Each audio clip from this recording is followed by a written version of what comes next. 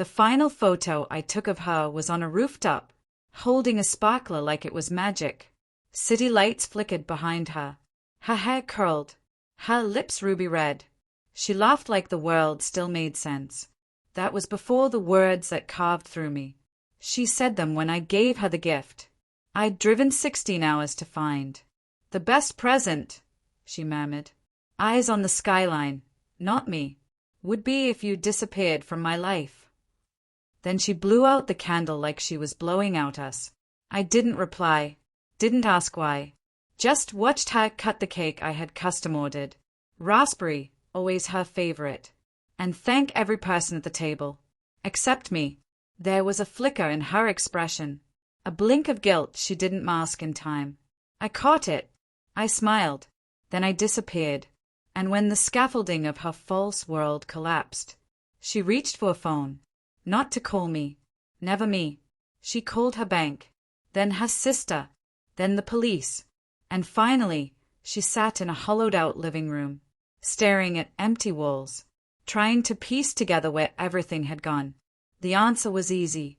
It walked out when I did. But the unraveling had started weeks earlier. A low-battery FaceTime call. She thought she hung up.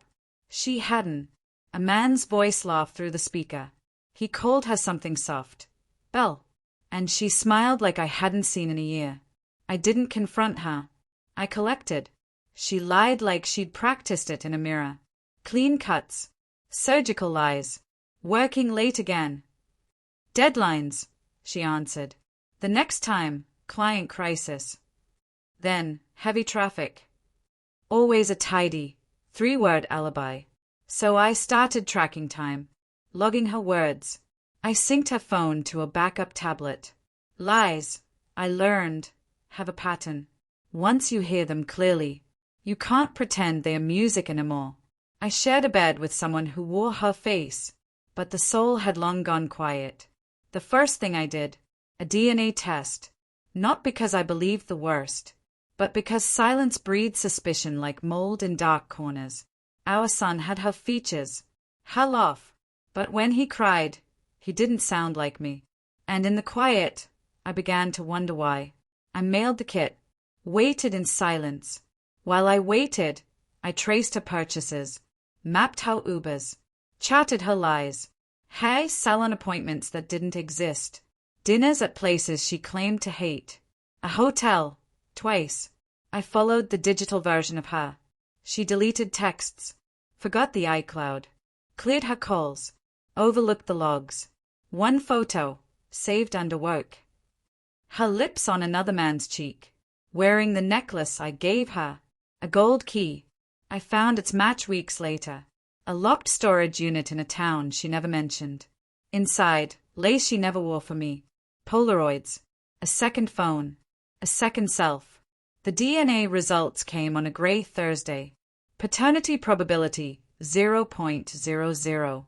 I stayed at the page. No shouting, no crying, just an eerie, surgical calm. It all clicked. Every question, answered. That night, I brewed her tea, chamomile with honey, set the envelope before her, said nothing. She opened it. Her hands trembled, lips slow to follow. I can explain, she said. I know, I replied. You're an expert at it. She crumbled right there, words spilling in a panic, tears soaking a napkin, apologies seasoned with fear, not guilt. Are you leaving me? She asked. Not tonight. She mistook that for grace. It wasn't. It was calculation. On her birthday, I played the part, smiled, paid the check, lifted a glass in toast.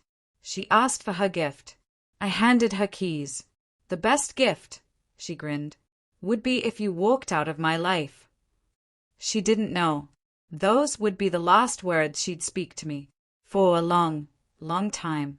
By morning, I had moved silently, every account emptied. House, sold. It was in my name already. Her credit? Frozen. Her phone line? Cancelled. When she came home, there was no home, no photos, no furniture, not even the child, the one who never belonged to me. I had tracked down the real father, put the truth in his hands, and walked away. I wasn't cruel. I just refused to let a child live in a fantasy I never chose. A week later, she screamed into a kitchen echoing with emptiness. I watched through security footage. Blank. Still. Finished. She begged through mutual friends. Voicemails. Emails. Letters. She even used the same nickname, Belle, as if the sound of it could rewind time. It couldn't. I didn't feel anger. That's a young man's emotion. What I felt was colder, sharper. Power. That's betrayal's lesson. Once you see someone truly, you can't ever unsee them. You just stop needing them. She gave me that lesson. So I gave her the one thing she asked for. I left her life, and took every lie with me when I did. The greatest gift I ever gave her was the silence that followed.